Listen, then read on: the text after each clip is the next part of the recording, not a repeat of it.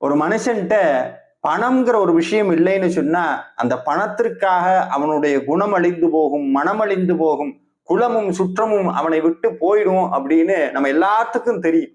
இந்த பண கஷ்டமும் வறுமையும் ஏன் ஒருத்தன்ட்ட வருது அப்படின்னா, அதுக்கு வள்ளுவர் சொல்றார், அவனிடத்தில் அருள் இல்லை, அதனால அவன்கிட்ட பொருள் தங்குவதில்லைன்னு சொன்னார்.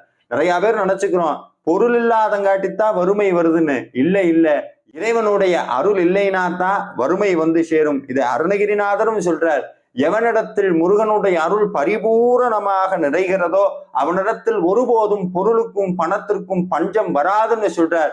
அப்ப இனிமேல் முருகன்கிட்ட போய் முருகா எனக்கு பணம் கொடு, என் பண கஷ்டத்தை நீக்குன்னு சொல்லாதீங்க. முருகா உன்னுடைய அருள் வேணும்னு கேளுங்க. என்னைக்கு நம்மளுடைய வாழ்க்கையில் முருகனுடைய அருள் பரிபூரணமாக நிரம்புகிறதோ அந்த நிமிஷமே நம்மளுடைய வாழ்க்கையில் பொருள் நம்மளை தேடி வரும். இதற்கு அருணகிரிநாதர் நமக்கு